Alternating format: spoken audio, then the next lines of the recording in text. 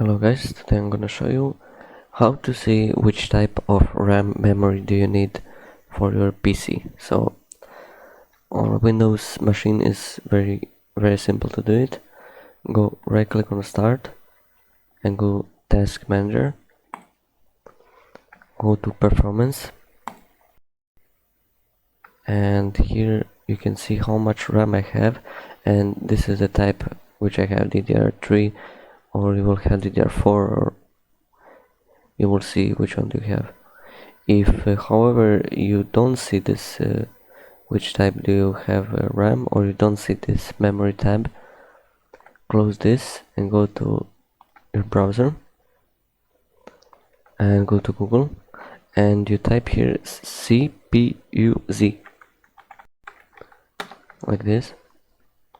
If the first one is not working, first link, as you can see right now it's not working. I don't know why, but right now it's not working. So you can go on the second one and download from here. Tech power up. You can choose a server to download. You here say keep. It's not a virus,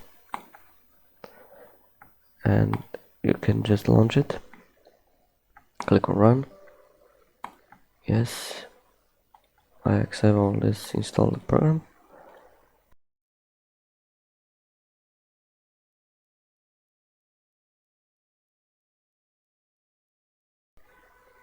And we're gonna wait now to open.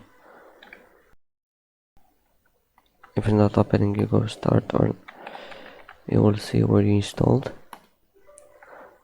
Yes, and you're just gonna do some calculation to see your components, what you have on your PC. So just wait a little bit, this one.